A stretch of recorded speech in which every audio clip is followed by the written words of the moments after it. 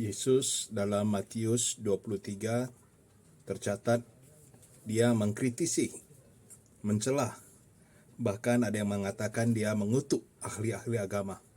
Celakalah kamu, celakalah kamu, celakalah kamu. Dan Yesus mengungkapkan itu berkali-kali dalam versi Injil Matius. Seandainya Yesus hidup zaman now dan merupakan salah seorang dari tokoh agama, bisa jadi para ahli agama zaman now akan berkata, Yesus itu iri hati, dia sakit hati, barisan sakit hati. Dia kecewa lihat para pemimpin agama lain yang lebih sukses dari dia, yang punya banyak pengikut, yang hartanya banyak. Ya kan? Begitu kan kata orang-orang terhadap para pengkritik mereka. Seolah-olah yang mengkritik ini hatinya dengki. Seolah-olah setiap kritikan itu berasal dari sakit hati. Padahal jika kita mau jujur, Alkitab juga banyak menyebut para nabi mengkritisi kemunafikan para agamawan di masa mereka.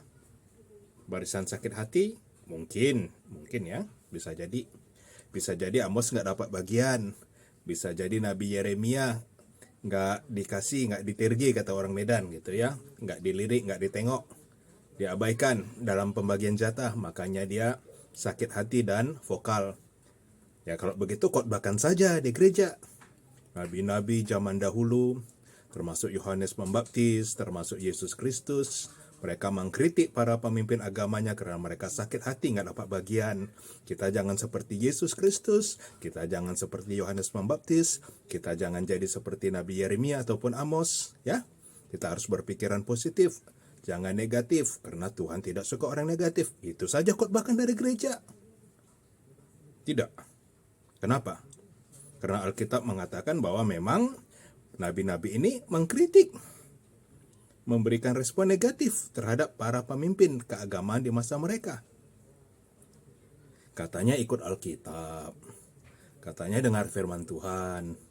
Tapi kalau bagian yang tidak enak, bagian yang mengkritisi diri sendiri, bagian yang membuat jemaat berpikir, diabaikan toh.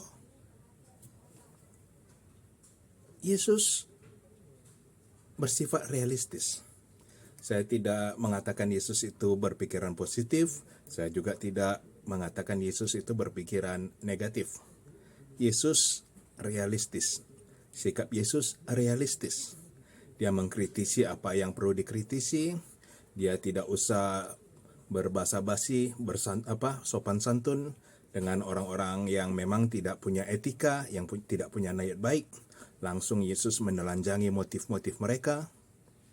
Tetapi Yesus juga datang untuk menyembuhkan, membangun. Yesus juga datang untuk menolong.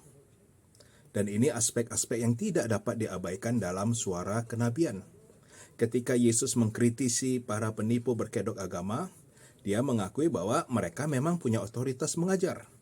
Bahwa mereka memang ajarannya ortodoks. Makanya dia berkata, ikutilah ajaran mereka, tetapi jangan ikuti teladan atau sikap atau perbuatan mereka. Kenapa? Mereka menduduki kursi Musa, yaitu memang mereka punya otoritas sebagai pengajar. Mereka membawa doktrin yang benar. Ini jangan juga kita abaikan. Kemudian ketika Yesus mengkritisi pemimpin agama, Yesus juga memberikan jalan keluar bagi umat yang disesatkan atau ditipu para pemimpin agama ini. Yesus membawa kesembuhan jasmani maupun rohani. Yesus menolong mereka. Jika kita mampu, ya memang itu yang harus kita lakukan. Jadi pelayanan Yesus tetap bersifat holistik. Kita mungkin dengan keterbatasan dana, keterbatasan daya, orang-orang yang merasa ada yang salah dengan kepengurusan keagamaan saat ini, mau tidak mau harus bersatu, suka tidak suka harus saling bahu-membahu dan menolong sesama. Terpujilah Bapa, Putra, Roh Kudus, Allah yang Maha Esa, dari kekekalan sampai kekekalan. Amin.